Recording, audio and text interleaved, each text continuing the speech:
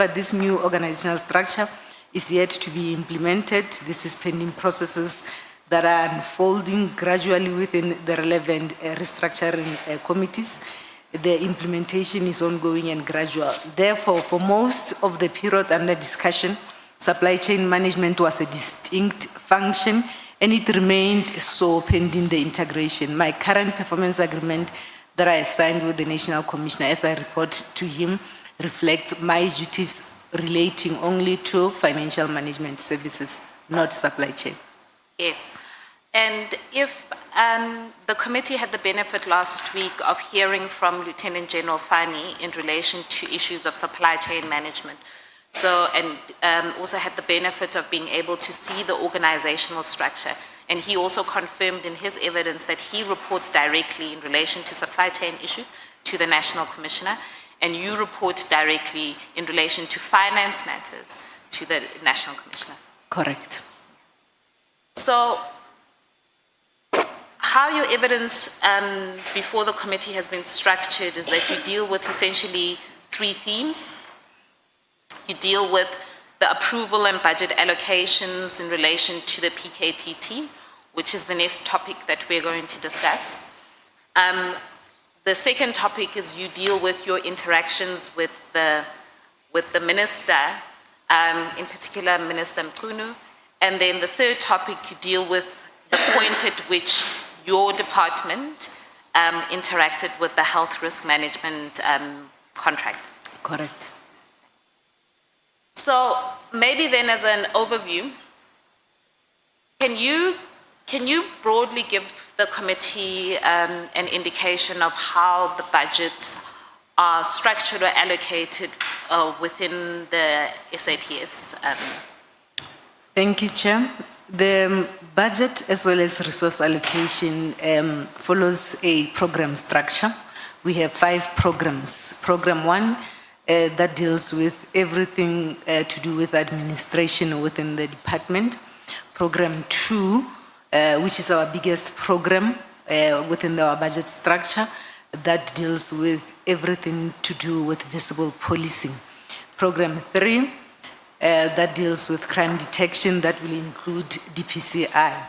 And we then have program 4 that deals with matters that relates to crime intelligence, with the last program being program 5 that deals with protection services, that includes VIP protection. So these are the 5 main budget programs. They do have sub-programs within them. And after those sub-programs, then you will have relevant divisions, you'll have units in this regard. So that is how our budget structure in terms of programs is outlined. Yes. So I understood you to say that program 2 is visible policing. Yes. Is that where task teams would be located? That is where task teams, intervention teams, as well as project teams will be located. There is a National Operation Coordination Center that runs almost all the interventions, the task teams, as well as operations sitting within program 2. So when you're trying to then allocate a budget in relation to task teams, or maybe we can take one step back, what is the manner in which you allocate to task teams as opposed to various units and other things that you have within the SAPS? We do have a formal allocation methodology where we will then allocate the budget to all cost centers, but specifically to the task teams, we allocate to the National Operation Coordination Center or to a cost center that will be determined by the accounting officer in this particular regard. So all these operations, task teams and interventions are then coordinated nationally through the National Operation Coordination Center. However, there might be instances where the National Commissioner will then establish a task team or an intervention team and direct you to say the funding could be given to a specific province to deal with that particular task team or to manage it. But in the main, the budget is allocated at the National Operation Coordination Center. Okay.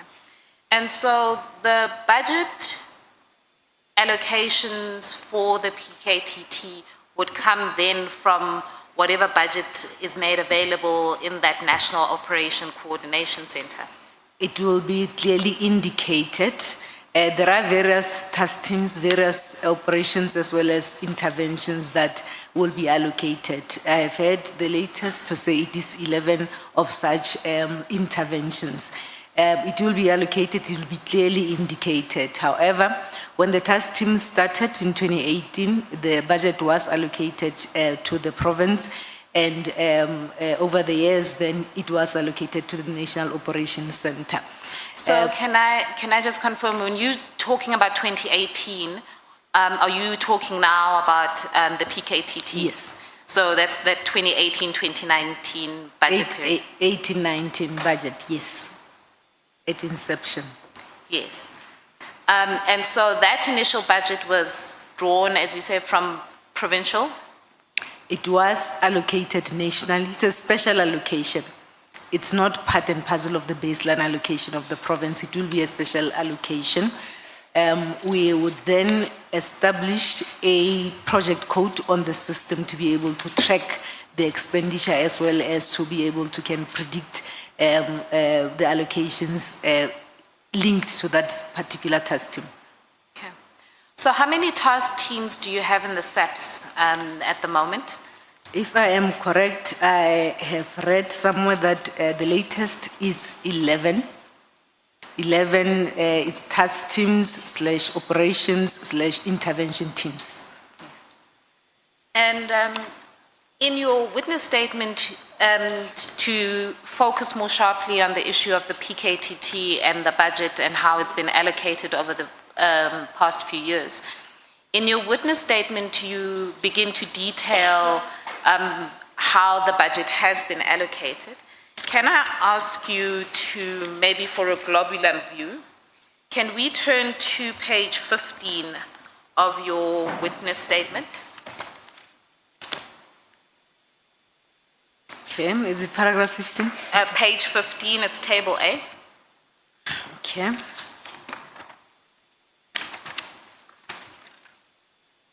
Yes, I have table A. So, can you discuss or explain to the committee what table A is intended to explain? Okay. When I was invited to the committee chair, I was requested to provide expenditure trends for the PKTT since inception. And I was also requested to provide a comparison in terms of the PKTT and other existing task teams or intervention teams. So I have two tables. I will start with table A. This is expenditure items that were recorded for the PKTT for the different financial years since inception. You will note that the first year... Dimpane, let me maybe slow you down a little bit. You say these are expenditure items and these need to be differentiated from the allocations. Yes. So can you just explain what that means? On table A, it only depicts the expenditure items. These are expenses that have been incurred since inception by the PKTT. To this end, 435 million has been spent in this regard. However, you will note that on the annexures that I have provided that supports my statement that I was also requested to provide the budget approvals in this regard. So I do have the budget approvals that I have referred to on my statement. If I am to take you through. Can I just go back to those annexures that are in your statement? Those are those information notes over the particular years? Yes, and allocation letters as well. So those information notes, they depict essentially what is allocated. Yes. But what this table is showing is the actual expenditure that eventually then goes through. Yes, correct. So at the top, the overall figure you have at table A is that to date, there's been 435 million spent on the PKTT. Correct. Can you speak or at least discuss how that has been broken down over the particular years and Okay. what the various expenditure items are? Okay. As indicated, Table A will then depict expenditure items that were recorded for the PKTT.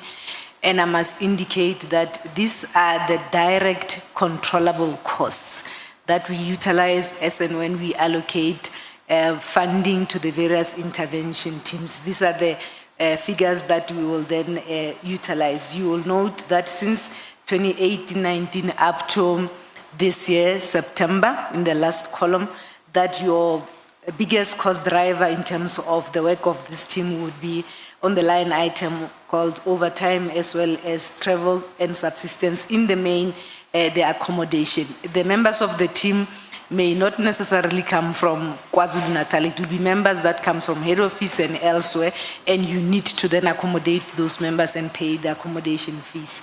They do work overtime. That is why you will see those two line items being a little bit on an increased trend. You do have a few items there in terms of their incidental costs, as well as from time to time those that will require to travel, they will then travel. When you look at the last year, 25-26 on overtime, you will note that there is a zero. It does not mean that the team has not performed and claimed overtime.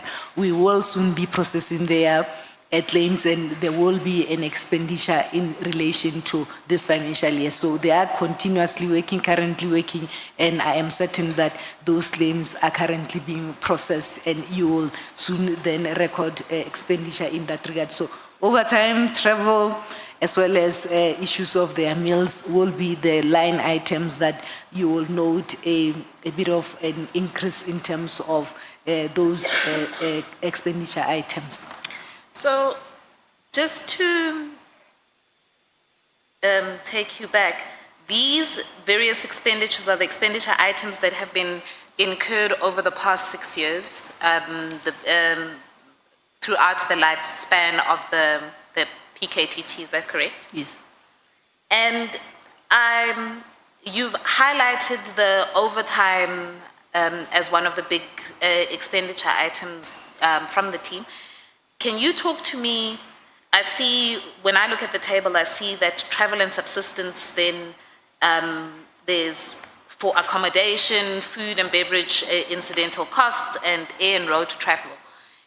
And they seem to make up the first four also big expenditure items that arise from the team. Yeah, that is correct. Is that, and this is my layman understanding, is that because the team is not a formal structure and it's drawing from different provinces, or is there a reason why that travel and subsistence is such a big expenditure item? As I indicated, when the operational environment would agree or pick up crime patterns or crime trends in an area, any area in the country, and they sit and discuss and analyze and come to a conclusion that we need to go and stabilize that situation. Sometimes they will use the local guys, sometimes they will then deploy from all over the country based on the decisions as well as the approvals in this regard. The members of this task team are from across various environments, and you need to accommodate them as and when they go and operate in KwaZulu-Natal or operate elsewhere in the country. And you need to also ensure that there is food as well as S&T that is provided for them. And they do work hard, they do claim overtime in this particular regard. So it's not anything that is strange. This is how the work of the police is done. This is how the task teams as well as those interventions. And those task teams would have been established for a specific period to go and achieve a specific outcome. So they are temporary in nature, these interventions as well as these task teams. They are not permanent.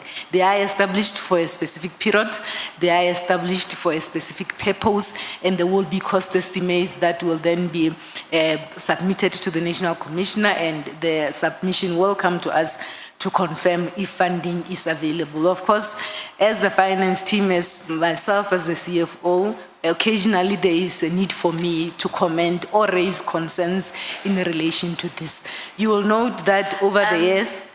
Let me just ask you a question before you pivot in relation to that. What I'm trying to ascertain from you is the expenditure trend that we see here. Is that an expenditure trend that you would see if the team was more permanent rather than it being a task team?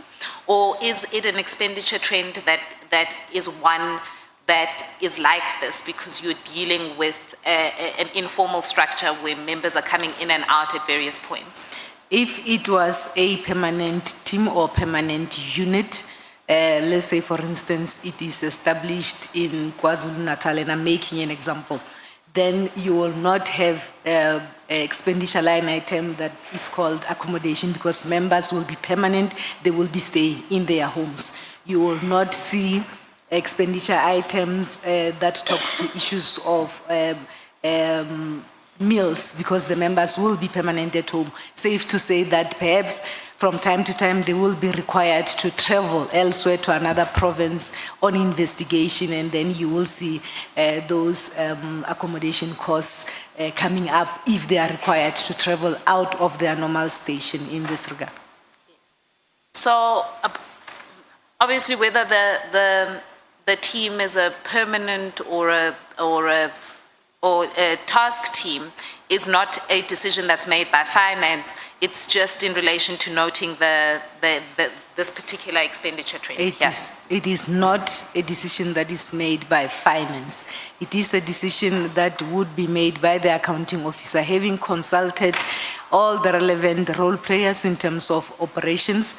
That would be the head of operations, which is the deputy provincial commissioner, operations, and all the relevant role players. If, for instance, a decision is taken to say there is a stubborn crime trend in Western Cape, those decisions will be taken by the relevant operational environments, and the National Commissioner would then approve to say, we are going to intervene, let us go and stabilize that particular. So it is operational decisions. What is required from us is to support such interventions to ensure that the country is safe. May we take Honorable Sangone? Thank you very much, Chair. Good morning, General. Just a quick question for follow-up, for clarity, Chair. Before Advocate Zigalala goes off on the expenditures, I just wanted to check with the CFO. If a member is deployed, let's say from Limpopo to KwaZulu-Natal, in terms of these line items here, would that one member, for example, be eligible for overtime, accommodation, food, and a daily allowance? Can we read it like that, that they will get all of those things as okay. Thank you very much. Thank you, Chair. Correct, Chair. Thank you. I want to pivot into Table B. Is there anything in relation to Table A that you want to elaborate on or explain?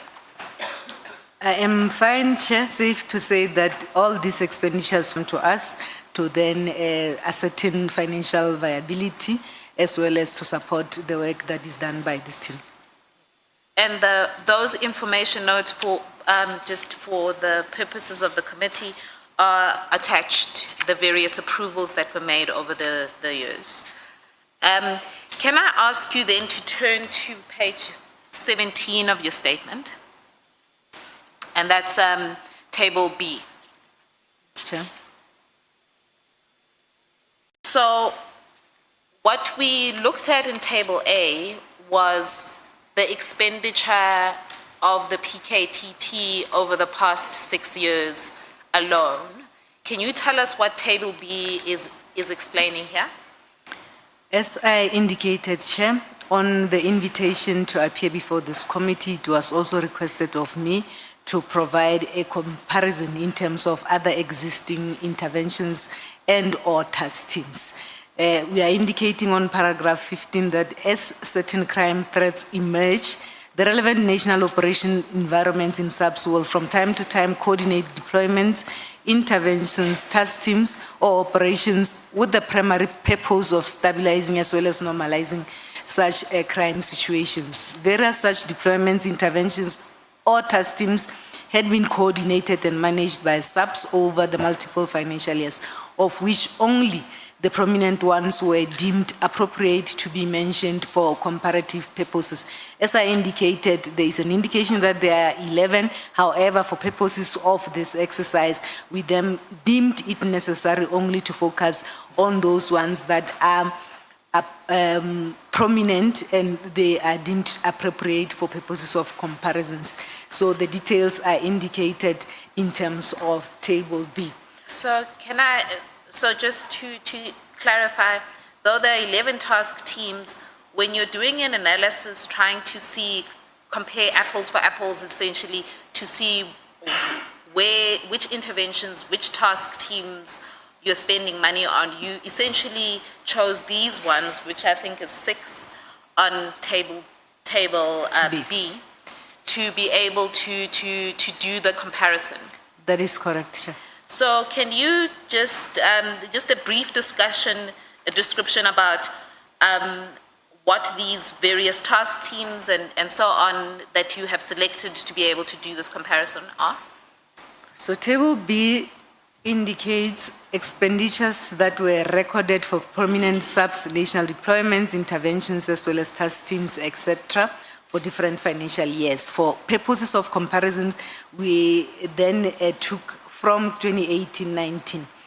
We have the first one that I have heard that it deals with the issues of illicit mining. This is an operation or an intervention that is normally called Valam Gold. You will note that this particular intervention only started in 23-24, and we have expenditure up to 25-26, up to end of September.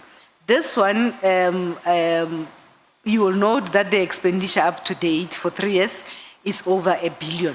And I will indicate to the committee that this is mainly an operation or an intervention that is funded through CARA funding. It's funding that does not come from our baseline. We are given an opportunity as the law enforcement agencies to, from time to time, approach the CARA funding committee to then request funding. The CARA committee or the CARA funding is funding that is used to assist departments. This is the criminal assets recovery account. So from time to time, the accounting officer, having assessed the financial or alternative financial sources, would approach the CARA committee. So the illicit mining or the Valam Gold intervention is funded from that particular source. And this source is not part of our baseline. It is money. In relation to, so when we're looking at this comparison, though the various task teams are listed, and this illicit mining one is just in absolute numbers the most expensive, or the one that's cost the most at 1.1 billion. Correct. That 1.1 billion actually isn't coming out of the SAPS budget. It is not. Okay. It is not. It is funding that was sourced through the CARA committee by the accounting officer, and we are grateful for that. And the reason why we would then go and look for alternative funding is because of the financial constraints that we find ourselves in. We have experienced financial constraints in a form of budget reductions on our operational funding. For us to be able to succeed with these operations, we from time to time have to then make funding available, and it becomes a challenge when you are faced with budget reductions in terms of operational funding. So we look at other alternative funding sources, and this is one, and as a department we are grateful for such. So this is money that was made available for us to be able to go throughout the provinces that had issues in terms of managing this crime pattern, and 1.1 billion has been utilized up to so far. Yes. So then the next one is the 2021 unrest. So intervention or a task team was then established. Can you just talk us through that? Yes, during the 2021 unrest, there was a situation that needed to be contained, and obviously it could not be contained using the normal resources in those provinces that were affected.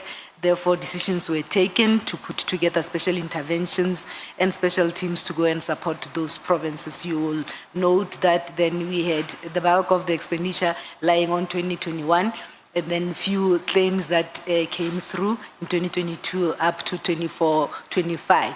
These are the expenses that were incurred in support of those operations as well as interventions in those provinces that were affected. So, what I can see from this table is that over the period in which the SAPS was dealing with that unrest, that it costs just 950 million, so just shy of $1 billion to be able to deal with that unrest situation. And this was drawn directly from the SAPS budget. It was drawn directly from the SAPS budget, and we needed to reprioritize. Because it was a situation that was confronting us, we needed to reprioritize and ensure that we contain that situation through ensuring that there are sufficient deployments and support that was provided to the provinces that were affected. Is this just, for my layman understanding, is this what would be the classic idea of a task team, where something happens that is unexpected, like the 2021 unrest, and the SAPS have to react, and then budgets have to be reprioritized and allocated to deal with that? Is this, if one wanted to get a kind of simplified example that everyone's familiar with? Not necessarily. We deal with different situations. Like I indicated, the operatives will sit and do their crime pattern analysis and identify stubborn areas. There are other stubborn crime patterns that would demand or require from the SAPS leadership to then deal with them in other, applying other methodologies. Then there will be those that are unexpected that you'll have. So we deal with quite a number of situations that from time to time requires special intervention or special attention in this particular regard. You will note that the next one, before I get to the political task team, would be operations in Cape Town. We have been in the Western Cape and investing in terms of resources, additional resources to deal with those issues in this particular regard. So we deal with different situations, different policing problems emerge from time to time. You do have areas that require stabilization. You do have areas that requires additional resources in this regard. Sometimes you then do have those that will take place now. For instance, you look at the March 2023 shutdown. It is a situation that needed to be contained in this regard. You will note that during that March, it was a closure of the books or closure of the financial year, and you then needed to spend or process those payments in March, and in the following year, probably in April, those claims that could not go through then went through in April in the following year. So you do have different type of policing challenges that the police are confronted with from time to time, and those challenges requires different interventions and different plans and strategies. So, just finally, in relation to this table, I see some of these intervention units, the expenditure is only for a couple of years, whereas I can see that in relation to the PKTT operation Lockdown and Thunder, and the Emanguzi cross-border in KZN, those have a task team operations and expenditure that's been incurred for at least 6 years. Yes. So does that mean that, and you'll correct me if I'm wrong, if when you're looking at the 432, you must also consider the duration within which the expenditure was incurred, whereas some of these seem to have incurred the expenditure over a shorter period. Yes, correct.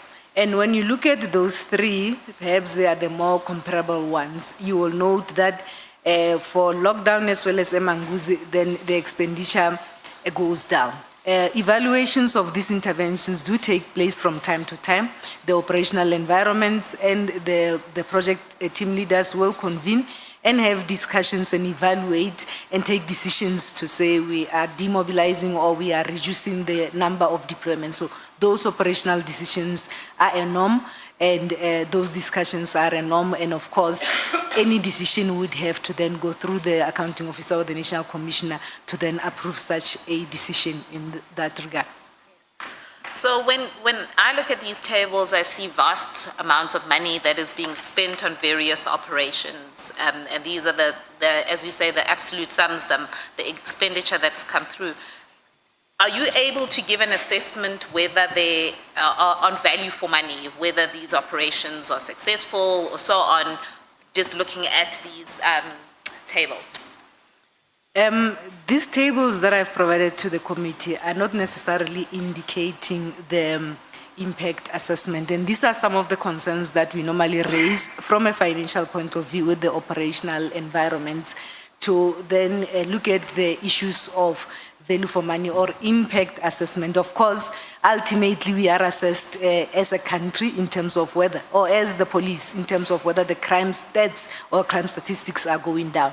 However, from a financial point of view, what we have then done, this is a conversation that we always ask ourselves, because we need to ensure that there is return for investment.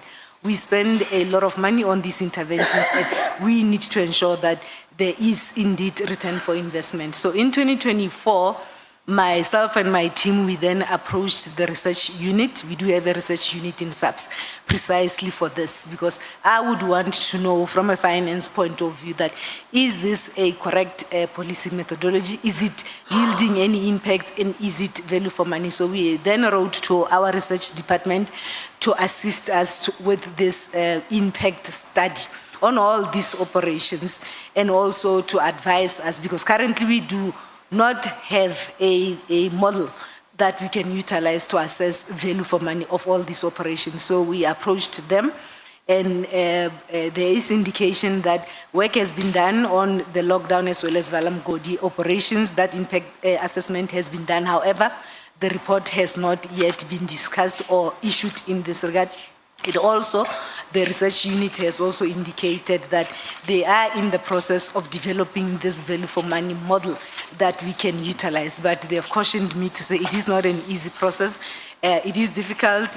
It takes into account the number of variables, and they have to engage with a number of stakeholders. However, if they are successful before the end of this financial year, they will be presenting us with that model that we can utilize and be able to take decisions and assess that indeed there was value for money and there was return on investment in terms of all these interventions that we have done. So it is a conversation that we have had, myself and the team, as well as the research team, because we need then to advise the organization in this regard. So we look forward to the outcome of that assessment from our research environment, and it will assist us in this regard to ensure that there is efficiency in terms of the work that we do and the resources that we make available. So what we've managed to look at is to be able to look at the PKTT's budget expenditure as a whole over its lifespan. And we've been able to look at the PKTT as a task team vis-a-vis or as against other interventions and task teams, and how those expenditure trends have been done in order to be able to have a comparison. Correct. So the one thing, and just to take you back in your witness statement, you then outline the various discussions you've had with the National Commissioner in relation to budget and expenditure for the PKTT in particular, because that's the team we're talking about. I wanted to ask, is there anything in relation to the conversations you've had with the National Commissioner about the PKTT that you'd like to be able to highlight or explain in relation to how the budget has been allocated to that team? We always have conversations, myself and the National Commissioner, when it comes to these interventions, including the resources that are required to support these interventions. When it comes to the PKTT, the request for funding would come to us and we will have those conversations. When it comes to the PKTT, I have had conversations with the National Commissioner to say, my understanding is that a task team is established for a specific period, for a specific reason, and then it is withdrawn. But with the PKTT, we have noted that it is clearly dealing with something that is permanent. So for us, from a budgeting point of view, it becomes challenging when you receive applications almost every 3 months for 5 years. So you are unable to budget properly, you are unable to project properly. It may be necessary that perhaps this becomes a permanent structure to deal with the permanent problem that seemingly exists that they are dealing with. So we have had those conversations. It was my understanding that this particular team was established to deal with the problems in KwaZulu-Natal. I've even made suggestions to say, let us task OD, the OD is our organizational development, to put together a permanent structure, and we give this structure to General Mkhwanazi in KwaZulu-Natal to deal with this permanent problem, because for 5 years we can continue like this from a budgeting point of view. Now, if it is a permanent structure, then you are able to resource it properly, you are able to budget and plan for it properly so that then you support the team to be able to do its job. So we have had those conversations in this particular regard, myself and the National Commissioner. And the National Commissioner, then during those conversations, obviously, from an operational point of view, knowing that the work of this PKTT has been, the scope has increased, they are no longer only operating in KwaZulu-Natal. Of course, he has got no obligation to explain that to me. He said, perhaps then it should not be local. If it is a permanent structure, it should not be localized in KwaZulu-Natal, and that structure perhaps could be in head office. So those are the conversations that we have. So if it is a national structure, then it will be able to serve all the provinces should there be any political issues that are picked up in other provinces. So for me, from a budgeting point of view, it is an issue that I have raised. However, I raised it in the view that then this team clearly is dealing with something permanent. Let's make it permanent so that then there is proper budgeting, there is proper resource allocation, and there is proper accountability in this regard when it is a permanent team. So I have had those conversations. So as I understand your evidence, and you'll correct me, that the difficulty with dealing with a team that is not a permanent structure is that it's not formally budgeted for, and that the applications come in every 3 months or sporadically or ad hoc in a way where you can't necessarily anticipate when the applications for further budget allocations would be made. That is correct. And also for me, I need to be able to hold someone to account for the utilization of those resources that would have been allocated. And it also makes it easy for you to plan and to allocate resources in order to properly support that particular team. So if it becomes a team that operates for a longer period on a temporary basis, you are unable to, from a financial point of view, to then resource it properly and to make those projections properly. And then you will have other resources being utilized. Those resources will have been drawn from other units and so on and so on. So we needed it to be a structured team, continuing with its work because it is doing a great work, and being supported with proper resources and obviously accountability. Someone has to be held accountable in terms of the monies that would have then been given to the team to do its job. Yes. So this is a conversation, or these are conversations, they are out in the various sub-paragraphs of paragraph 13. I don't think we necessarily have to go there. With regards to how you resource this team and whether it should be made a permanent structure or not. But ultimately, that's not a decision for you to make, is it? It is not. And that's a decision which lies where? With the accounting officer. Yes.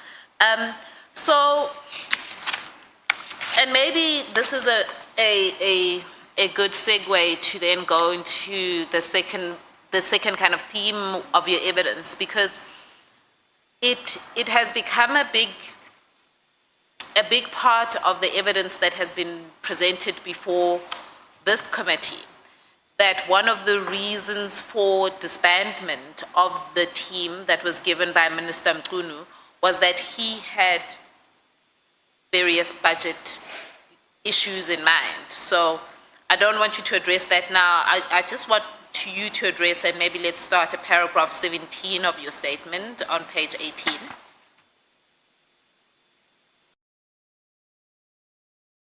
Okay. So at this point, Minister Mkhunu becomes the minister in charge of the SAPS at, when is it? Is it end of June, early July? And do you have any interactions with Minister Mkhunu? Thank you, Chair.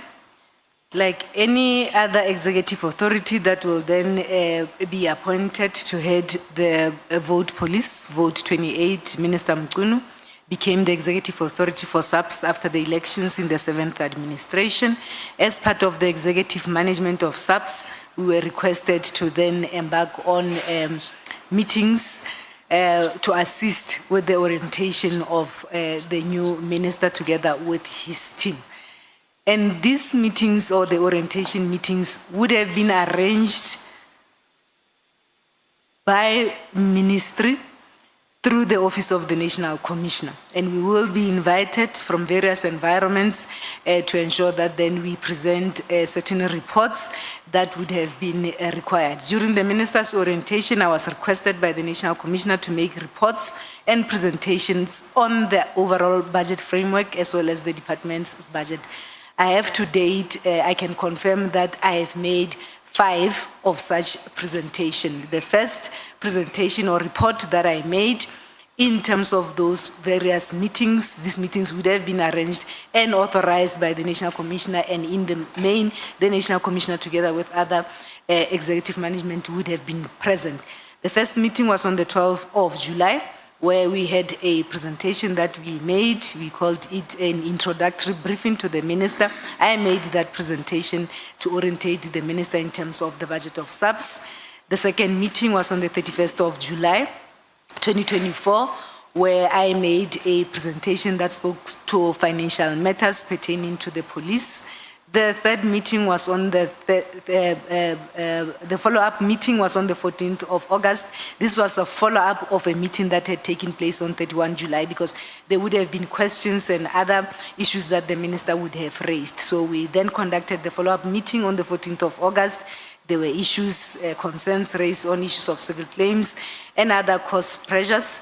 And then the next follow-up meeting, this is now following up the meeting that took place on the 14th of August, was a meeting that was held on the 12th of September 2024, where there were other instructions or expectations, issues such as the financial pressures.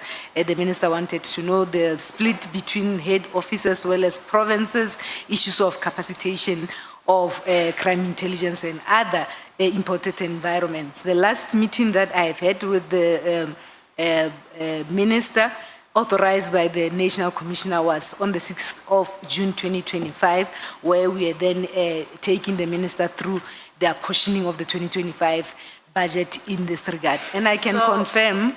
So just to take one step back. So the minister, when he gave his evidence, he explained that there was pretty much like a 6-month orientation session that was taking place within the SAPS starting from July when he took over as the executive authority.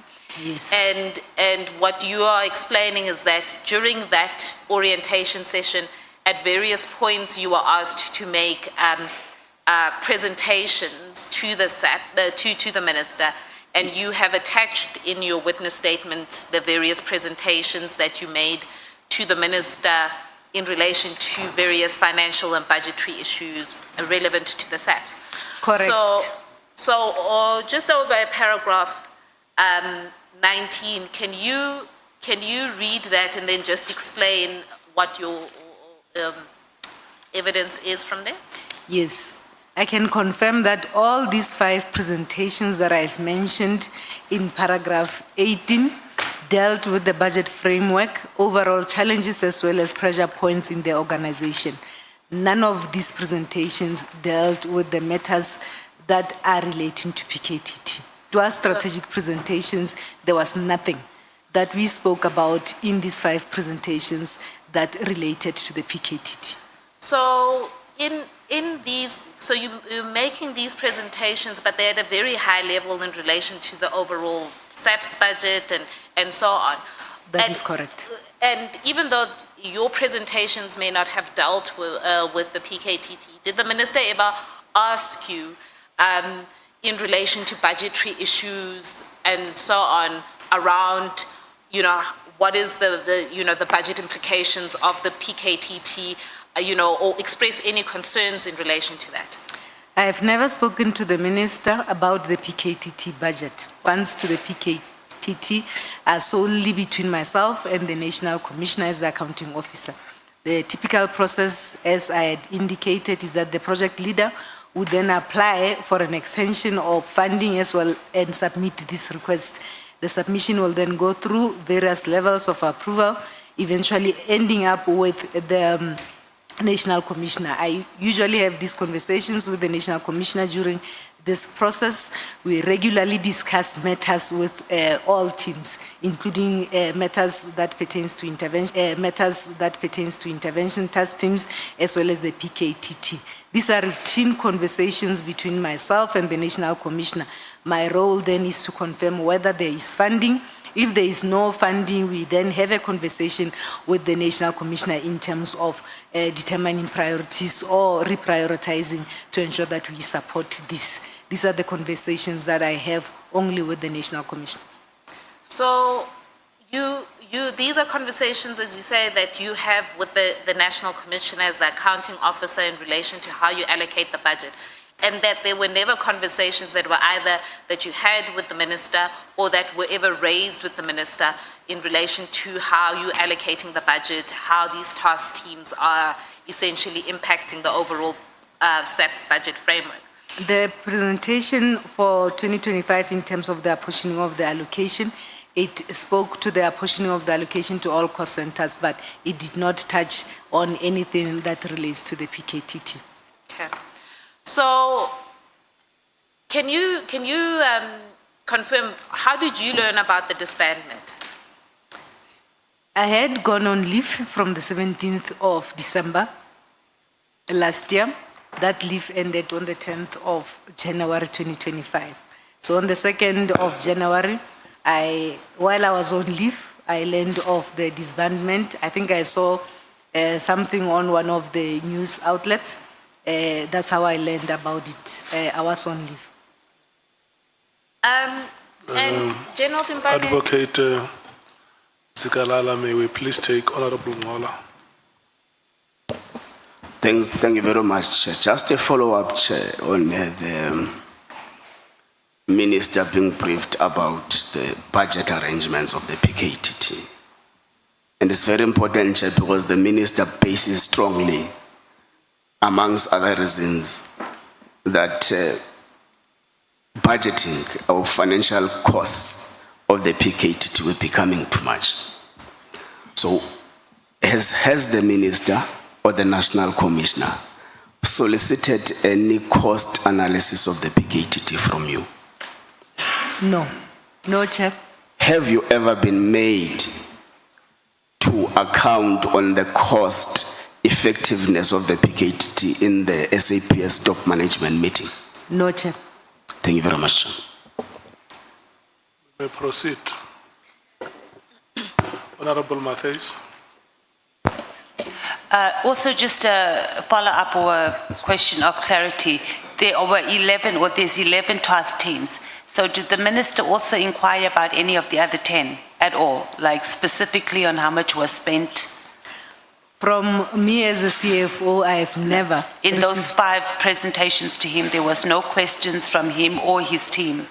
These were strategic presentations, Chair. I have never been requested to come and present in terms of the operations to the minister. For any of them? Okay, thank you. No, Chair. Thank you, Chair. Thank you so much. You may proceed. Thank you. So, as the committee members have already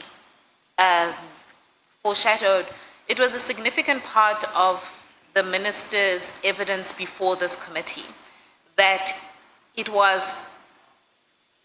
had in mind these budgetary pressures when he wrote the disbandment directive and he essentially issued it. And when he was before this committee, one of the things that he relied on heavily was a comment you had made in an information note. Now, I don't know if the committee members have that information note. It's in the annexes, but the comment is also set out on paragraph 20, page 20, paragraph 23. The information note for those who want to look at the annexes is PPD 13 at page 105.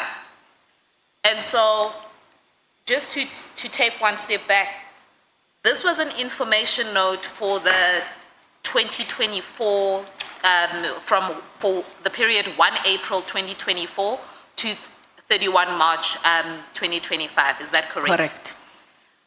The information note was, as I see it, and I can pull it up quickly, was completed or was an application for funding that was done by General Khumalo.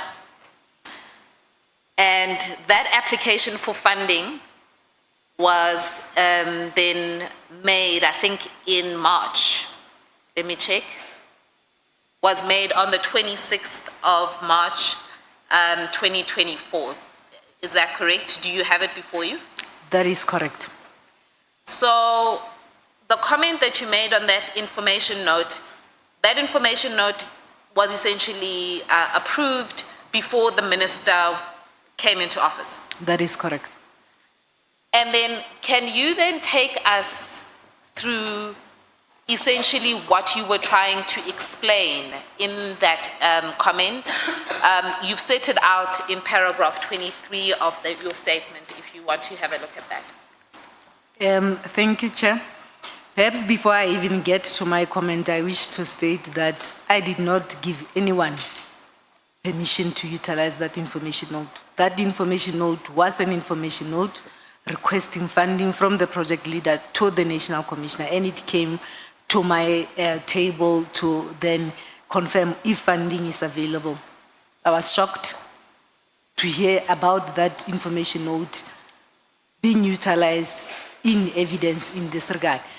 And nobody has ever asked me about the context of that particular comment that I had made on this information note. Nobody.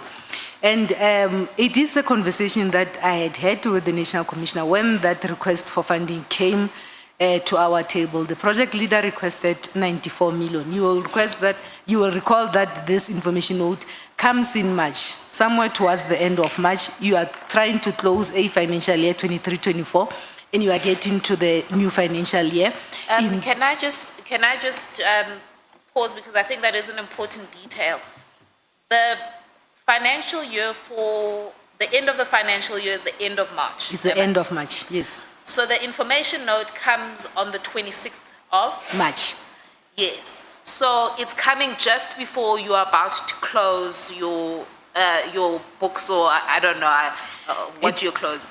Correct. Yes. It's coming just towards the closure of a financial year, and the Before that, Chair. May I yes, proceed? there's a question. No, there was a point she was trying to articulate which she feels very strong about it. And she was interrupted that no one even asked her about it, and she was shocked to see. So I thought we must allow her to finish that ventilation. And then we can take forward the new question that she's talking about. Because this might be a platform where she feels she needs to express herself, and she has been sitting with this matter. And she must be given that opportunity. That is granted. Honorable, General Dimpane, can you conclude the point that you wanted to elaborate? I wanted to indicate that this is one of the many information notes or funding requests that will come to our table. This was a request that was made by the project leader, and it was submitted in March. This is a conversation that I have with the National Commissioner, and I make several observations and comments in this regard.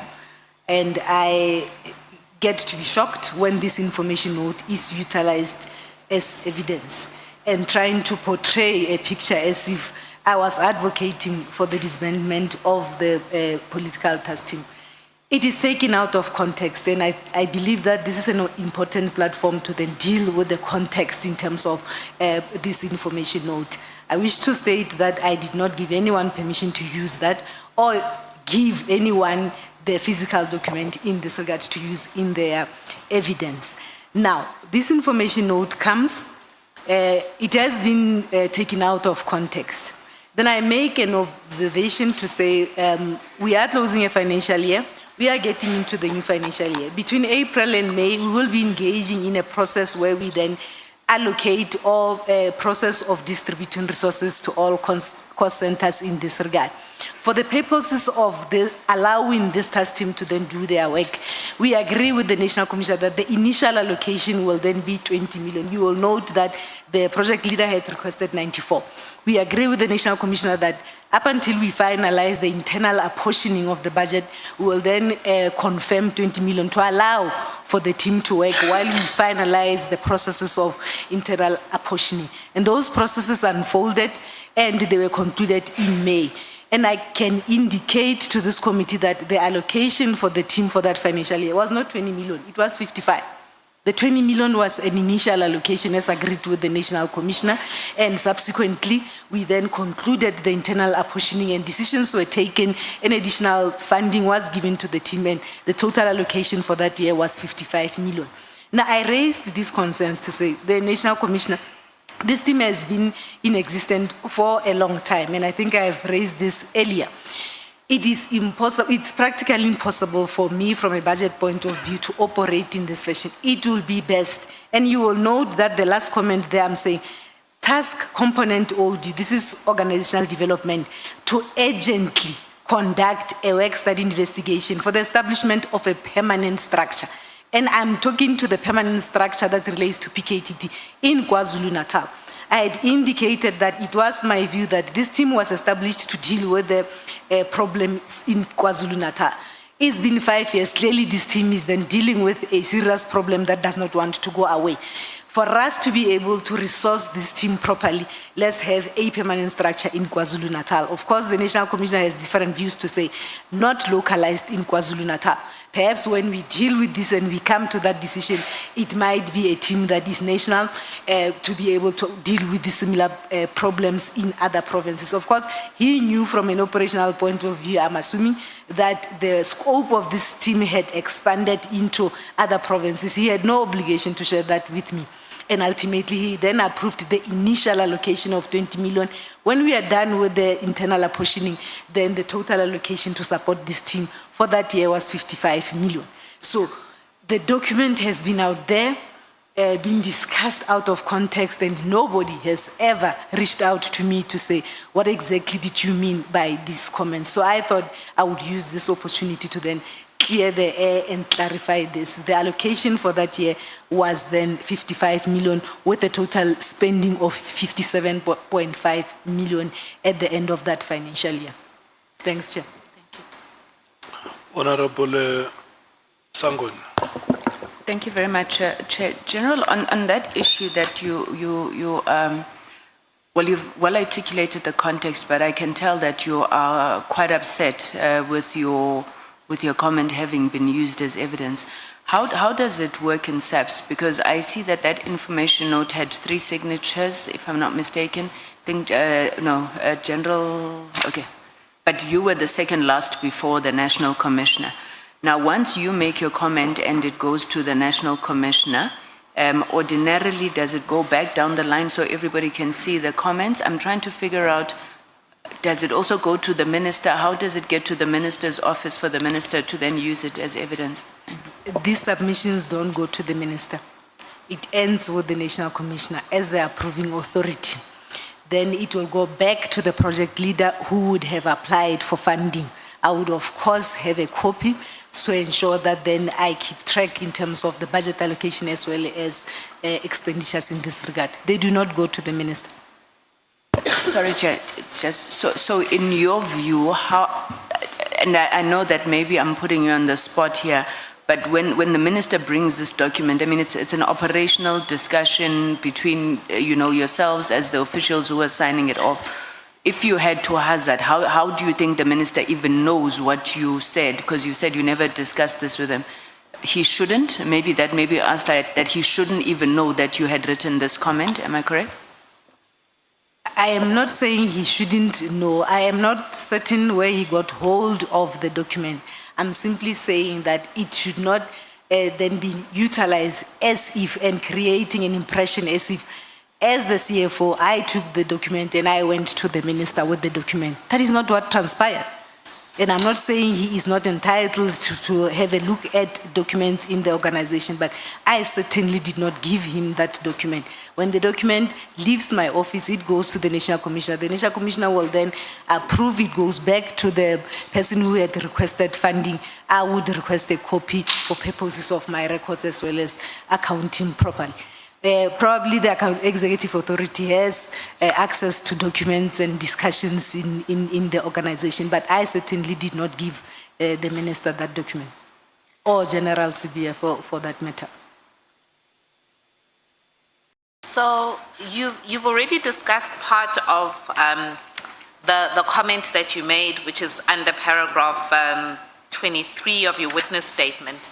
And this is just further clarification because a lot of emphasis in the evidence of both General Sibia and then subsequently the minister, and in particular the minister, was to say, and looking at the line just under paragraph 23 in the quote, 1, 2, 3, 4, the fourth line, where you say post-elections, the team must be deactivated as it has been in existence for the last 5 years. So there seems to have been the suggestion, and it was made in evidence, that you as the CFO had advocated for the disbandment of the team. But as I understand from what you're saying about the last line, was that you were in fact saying that steps need to be taken for the team to be made a permanent structure. Is that correct, or do you just want to clarify anything further? That is the correct context, because if it is a permanent structure, it has been there for a long time, then it gives you an opportunity to be able to budget for it properly, to resource it properly, because clearly it is dealing with something that is a bit permanent in this regard. And as I indicated earlier, then issues of accountability in terms of the resources that you would have allocated to that particular team. So it is correct. So, I mean, we've covered a significant amount in relation to that particular comment that you had made, but ultimately, as I understand, your evidence is to be saying that from a budgeting perspective, you had made that particular comment in that framework from a budgeting perspective, looking at the fact that this was a team that was ongoing for 5 years. Yes. But it was not, and you must just clarify for me if I'm putting words in your mouth, that it wasn't you advocating for the disbandment of the team in the way that it was eventually disbanded.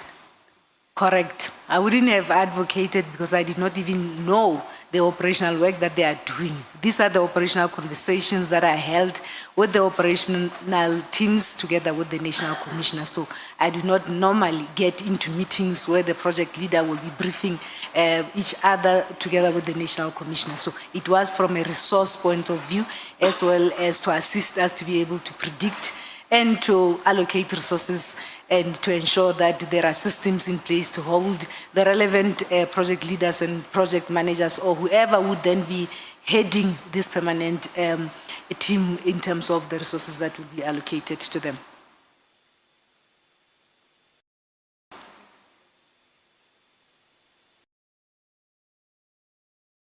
You can just give me a minute. I just wanted to confer with this.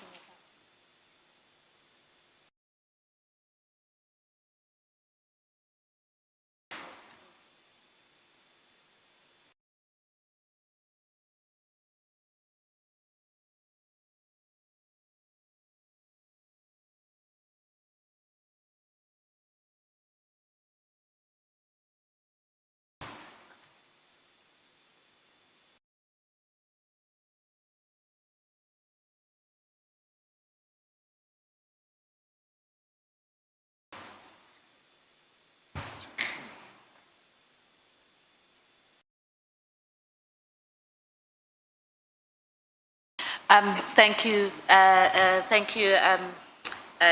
General. I think in relation, and the AC had just wanted me to confirm with you that really the context within which this must be understood, certainly by the committee, is really from the budgeting point of view, and that it wasn't a operational decision. Not at all. That is correct. So then that then largely leaves us with the third theme that you explore in your evidence in relation to the health risk services contract. Can you, now the committee's already had quite an extensive explanation from General Fani about supply chain management and eventually how that contract was awarded within his component. But can you then explain to the committee how you begin to intersect with this health risk contract that was awarded to Mr. Matlala's company? Okay, perhaps before I start, just to confirm with the committee that I did not form part of any structure, be it the BSC or bid specification committee, bid evaluation committee or bid adjudication committee. I was not part of such structures when this contract was awarded. This was awarded by the BAC that is chaired by Lieutenant General Fani, and an SLA was signed by Lieutenant General Kua, who is the end user and who had requested these services to be procured on their behalf by supply chain management. I'm on leave in December. I have never formed part of any meeting that was called by the minister when the articles came out. I was not in office, I was on leave. When I came back from leave in January 2025, I get to be briefed by the internal auditors that were obviously appointed by the National Commissioner, having been tasked by the minister in terms of the issues that were raised in the media surrounding this contract. Can I just clarify things? The internal auditors come and brief you, are the internal auditors in your line department? The internal auditors reports directly to the accounting officer. However, it is an environment that I work with closely with the indication to say they understood the implication of this particular investigation. What implication will it have on the financial statements? You will note that this would have been the last quarter of a financial year, and we were preparing to close the financial year and subsequently to put together a set of financial statements. So I work very closely and coordinate the audit issues in the organization. That will be the internal audits as well as the external audits, as well as the activities of the audit committee. So the internal auditors together with the chief risk officers are the offices that I oversee and monitor and support on a continuous basis. They are given this task. I came back from leave. They then come and brief me to say, CFO, this is a task that has been given to us in your absence. We are proceeding with the audit of this particular issue. We are flagging it in the process of you preparing to close the financial year and ultimately to put a set of financial statements. Take note. So I support immediately the work that was done or the work that was given to this team by the National Commissioner. So what is the significance for those of us that don't, certainly for myself, are not familiar with the budgeting cycle? When you say it was in the fourth quarter and they were raising this this investigation they were undertaking, what was the significance of that? The significance was that by end of March, we will be closing the financial year.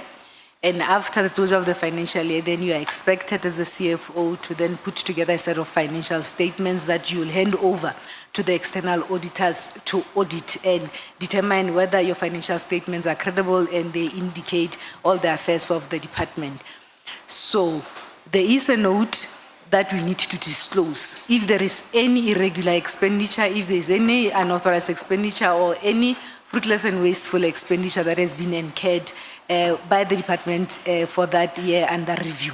So this essentially would then affect, if it is deemed to be irregular, it will then have to be reported and disclosed properly. So the auditors do brief me and we support the work that they do. And in the first week of March, a formal preliminary report is given to myself as well as General Fani to say the preliminary indication is that this contract is irregular. There's a possible irregular expenditure that you need to load. Now we do have. Can I ask, you say that this is in March. This is in the first week of March. You are given a report saying there is Possible. concern in relation to this contract, and there's a possibility of declaring irregular expenditure in relation to this health risk services contract. Yes. You say that they briefed you and General Fani. Did they brief General Fani with you because he is head of the supply chain, or how does he become part of the conversation? I indicated, Chair, that they then give me this report with a covering letter addressed to myself as well as General Fani. And the reason for that is that General Fani is the custodian of the irregular expenditure register. So immediately, an assurance provider, be it the internal auditors or external auditors, flags a transaction as a possibly irregular expenditure, you are obliged to then report it and record it on the irregular expenditure as such. And in terms of the National Treasury Framework on irregular expenditure, you must then immediately ensure that you appoint somebody to then conduct a determination test to determine and come to a conclusion and confirm that either this indeed that has been flagged by the auditors is not correct or it is correct. So they had that indication. It was a formal letter that accompanied that report that was submitted to myself as well as General Fani in this regard. So what I then did the following day, having been finished with this report that talks about the possible irregular expenditure, of course, we then requested supply chain management to uplift this transaction on the irregular expenditure register as a possible irregular expenditure. I then approached the National Commissioner to say, this is a contract that was awarded by the BAC that is chaired by General Fani. The framework requires us to then determine and confirm that indeed this is irregular. I do not see that General Fani will then deal with that particular process. So I need to assist you. Let us appoint somebody immediately to ensure that we are within the timelines as required by the framework to do this determination test. I wrote to the National Commissioner, the National Commissioner agreed, and we appointed a very competent person from Gauteng Finance, and we then instructed that investigating officer to ensure that within 30 days, or on or before 30 days, that determination must be concluded. Where I am sitting, in the next 30 days, it will then be April. And I would need to then to start to put together these financial statements and to have a decision on this particular contract. So the IO goes on and investigates. Just to clarify, when you say IO, is that investigating officer? Yes, the one who is then doing or conducting a determination test for us. They go on, they complete the report, and somewhere in May, they bring back the report, and it is confirmed that this contract is irregular. What does that mean? It means it was awarded in contravention with various supply chain prescripts. It was awarded by the BAC. So it is confirmed. I then instruct supply chain management to say this transaction has to then move from possible irregular expenditure from the register to confirmed irregular expenditure. What then this means? It means the register that will come to me or to be submitted to me to put together note 24 on the financial statements. It is a register that will then have these transactions or this transaction confirmed as irregular, and we have to disclose such. So we then instructed supply chain management to upgrade it from possible irregular expenditure to confirmed irregular expenditure. And the amount. Can I ask you a question at that point? Because when General Fani was with us last week, he said that he was not sure whether there had been a determination test that was done and whether that determination test had determined that there was irregular expenditure. Are you confirming that the determination test was done? Are you aware if that was shared with General Fani? I shared it with General Fani.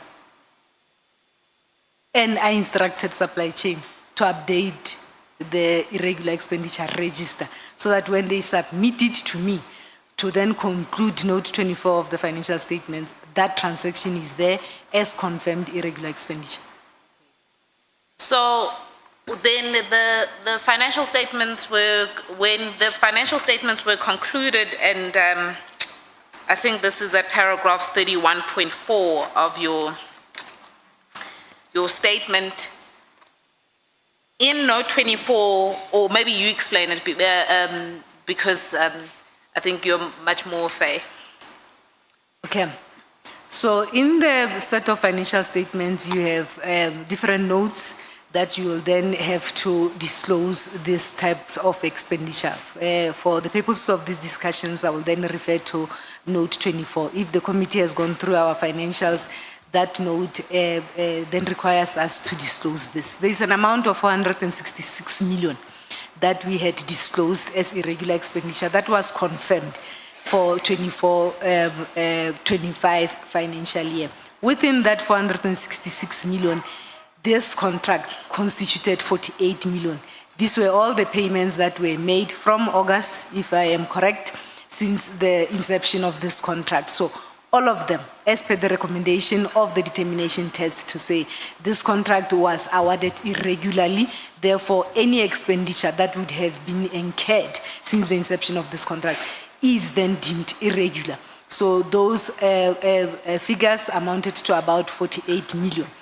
There are a few invoices that remains on the system. I then instructed my team to stop those particular payments so that then we do not perpetuate the incurrence of irregular expenditure. So within the 466 million that is disclosed on that note, it has other various contracts and various transactions, but the 48 million relates to this particular contract. The committee will note that I have tried to simplify it or summarize it on the presentation that I have attached. We have various contracts there. On Just the give us the page number, the page number that you're looking at in the annexes. Can I be given a few seconds? I will assist you. I think it's page 389 of the annexes, annexure PPD 24.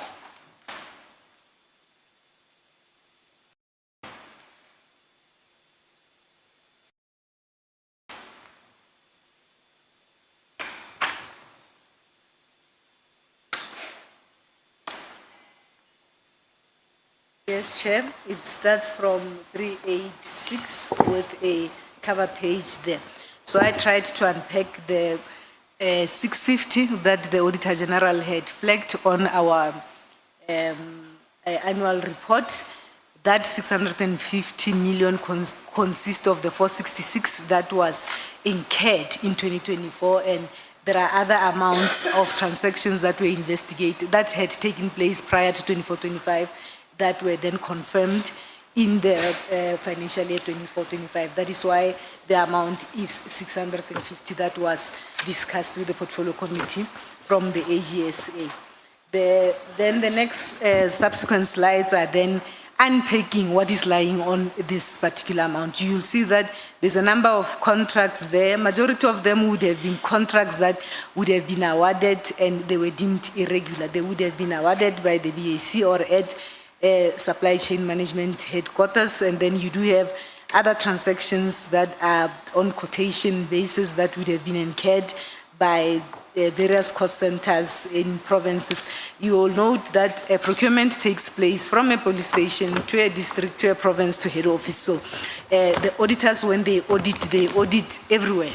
They will then select provinces and stations where they will go and audit these procurement processes, and from time to time they will highlight these particular non-compliances all over. But when you look at this, the bulk of this irregular expenditure that was disclosed in 24-25 is in relation to bids. This will be tenders that were awarded, and provinces do not deal with tenders. Tenders are only dealt with at head office supply chain management. So that talks to Medicare, constituted 48 million. These were invoices that, or payments that were made prior to the cancellation of this contract, of which the cancellation took place in May.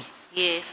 I just wanted to correct. I think I heard you say 28 million. I've got 48 million. It's 48 million.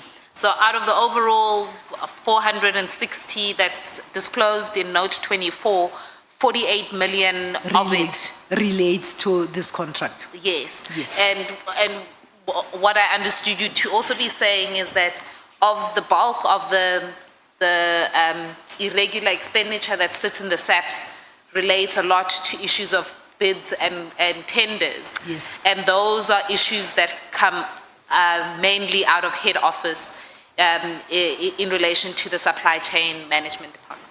That is correct. And we are, could you then discuss what steps now have been taken? Because we know an internal audit has been done and was completed in April. And in your evidence, you now explain that what you've also had to do was declare the irregular expenditure, and that was done with the financials of the last financial year. Can you take us through what further steps have now been done in relation to this contract to be able to get to some accountability? Okay. So we then disclose this as irregular prior to the submission of the financial statements, and I get further briefings from the internal audit team. And we were of the view that, when it comes to irregular expenditure in SAPS, there seems to be lack of accountability, and the consequence management is not real. You have irregular expenditure taking place all over. Managers appointing people to do disciplinary investigations, and the disciplinary investigations, when they come out, the outcome is that a person must receive a written warning, a person must receive corrective counseling. So these, according to me, are not real consequence management, because they do not deter this behavior. That is according to me. You have people who are doing procurement and breaking the rules of procurement. The question is this deliberate? Are people breaking procurement rules deliberately to commit fraud? So this is a problem. This is a culture in SAPS where irregular expenditure, you will find that there's no seriousness and accountability on it. So having an experience of some of these transactions where investigations were done and the outcome had said nothing must happen to a person, or a person must get a written warning, and so on and so on. We as myself as the CFO and other structures such as the audit committee, the internal auditors, the risk management, this is a concern, because if we do not deal with irregular expenditure decisively and ensure that there is real consequence management, we will never be able to resolve this. People will continue. We do not know whether they deliberately break these procurement rules with the intention of committing fraud. Then myself and the Chief Risk Officer, we approached the National Commissioner. We said, National Commissioner, this particular contract has caused a lot of harm for the department. There is reputational damage. The department is in disrepute. Yes, we have disclosed the 48 million as irregular, but we can't go on in this particular fashion. So we will need to get to the bottom of this in terms of identify where were the lapses and who was responsible for this, because the damage is too much. We then advise the National Commissioner to say, avoiding the risk of appointing somebody to then do an investigation and come back and tell us that somebody must get a written warning. Let's rather pursue this forensic audit investigation. So we advise the National Commissioner, because this matter, it's an embarrassment. We are tired of management or senior management not dealing with irregular expenditure the way it's supposed to be dealt with. So we approached him from a risk management point of view to say, we will appoint somebody to do an internal investigation, and then the report comes out and it says somebody must get a written warning on a damage like this and an embarrassment like this. So it is rather safer that we then channel our energy and all the reports that are on the table, that we support this forensic investigation. This forensic investigation is dealt with by experienced people who will be able to unearth this maladministration that has happened here and give us the real people who must be held accountable, with the possibility of recovering of monies in this particular regard. And the National Commissioner supported us in that regard. That forensic investigation is in the reporting phase and is being concluded, And we are looking forward to the outcome of that report so that then we can implement real consequence management and serve as an example or as a deterrence so that then we are seen to be serious in terms of these particular issues, because it starts small, breaking the rules in terms of quotations, and then it grows. And if you are not going to deal with this as a department decisively or ensure that we implement real consequence management, then we are going to have a problem. The accounting officer or the national commissioner then, in addition to that, because it cannot be that we see this unreal consequence management, he has since then also established accountability sessions where he calls all of us, PCs, DIFCOMs, where everyone must bring any transaction that is deemed irregular and what were the disciplinary outcomes of that. And you explain yourself to say, why is it that the person has broken procurement rules and you gave that person a written warning? So this is a matter that the accounting officer is supporting, and those accountability sessions has been established in this regard so that we get to the bottom of this and we declare zero tolerance in terms of this unwanted expenditure in the organization. Thank you. Chair, I think now is the lunch adjournment. Can I just indicate for purposes of the committee that I possibly only have another 5 minutes with this witness? And I'm in your hands with whether you want me to complete it now or to complete it after lunch. You need how many minutes? 5. To conclude. Yes, I just want to invite the witness to conclude. Yeah, no, that should be granted. Honorable Malam. I think she must be granted that 5 minutes. Yeah. No, we agree. Thank you. General Dimpane, you've taken us through, so I have 2 quick questions. The first is, we've had 2 witnesses, or 1 witness. The National Commissioner has referred to this forensic report. General Fani has referred to the fact that this forensic report. Could I ask you, would you be willing to make an undertaking that once that forensic report is made available, that it was also shared with the committee in order to be able to inform the committee of what exactly went wrong with regards to the health risk tender? Certainly, with the approval of the accounting officer, that report could be made available to the committee. When do you anticipate that this forensic investigation will be concluded? It has been indicated that next month, which is December. I believe before Christmas that report will be here. Yes, so in the next 2 or 3 weeks, that forensic report investigation will be concluded.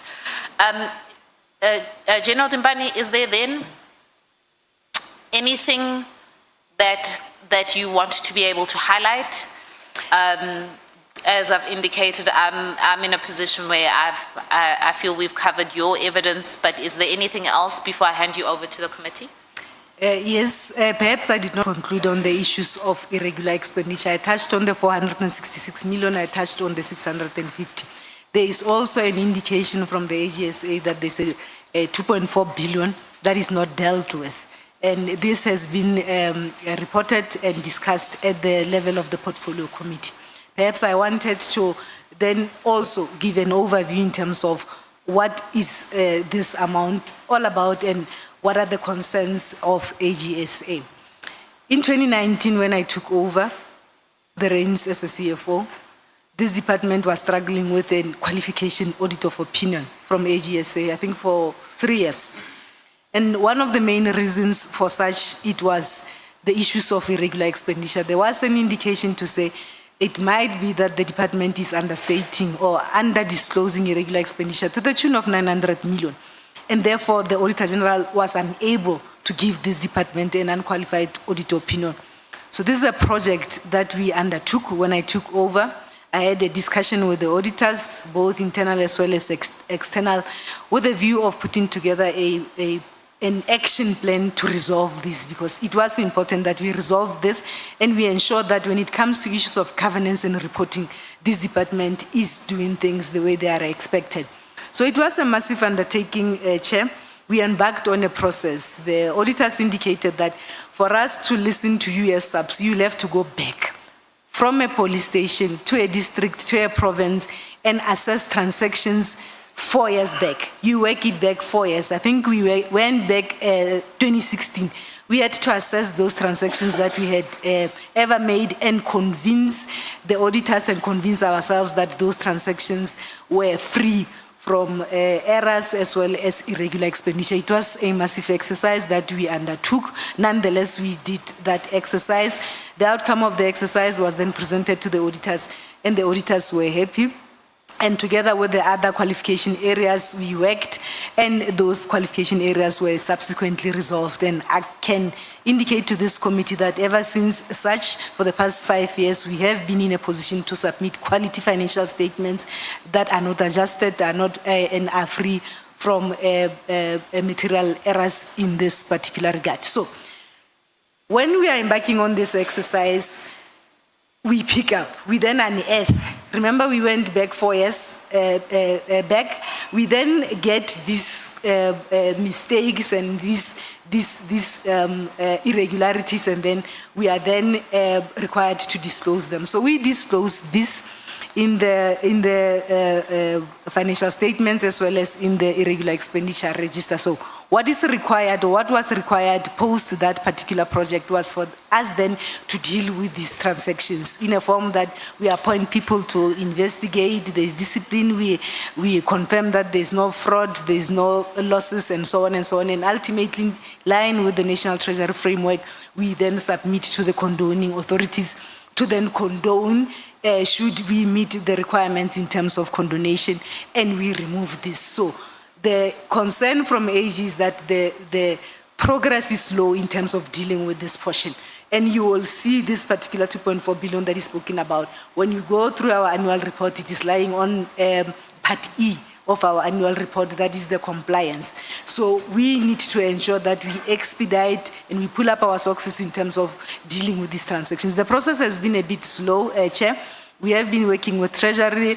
There has been submissions from supply chain management to Treasury. Sometimes Treasury will bring them back without condoning, looking for additional information, and so on and so on. So we need to deal decisively and speedily with this 2.4 billion that is sitting there. I have since requested the National Commissioner to rather, in writing, give me these functions, delegate me these functions so that I can support supply chain management and we expedite this. I can confirm that we have had positive deliberations with National Treasury. They are willing to support us so that then we decisively deal with this Part E of the annual report, and we deal decisively with this 2.4 billion that is lying there. Progress has not been as fast as we would like it to be, but all the stakeholders are cooperating, and we are glad that Treasury has come to the table to assist us in terms of dealing with this. Those that would not have been confirmed by National Treasury, the framework in terms of paragraph 5.6 then tells you that the accounting officer can remove them from the books, but it's not going to be just a removal. They must comply with all the rules that are expected in terms of that National Treasury Framework. So I've subsequently requested the National Commissioner to delegate me that function to support him to deal with this, and that process is unfolding, and we want to believe that very soon our irregular expenditure register will be clean, and that Part E compliance reporting on our annual report will be clean, and there ought to be accountability where there is accountability that would have determined that people deliberately engaged in unethical conduct and engaged in activities that they were not supposed to engage themselves on. So we would request to be given support while we support the National Commissioner to deal with these issues and to ensure that this unwanted expenditure becomes a zero tolerance for the organization, and this culture of just not accounting becomes a thing of the past. Thank you, Chair. Thank you, Chair. That would be General Dimpane's evidence in chief. I'm in your hands. Thank you so much, Advocate Zikalala and General Dimpane.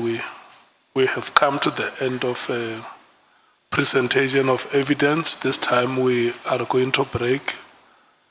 I'm going to request that we should meet as the committee during a break together with your SC and your team to deal with one matter. Bonani will announce the venue. Thank you so much.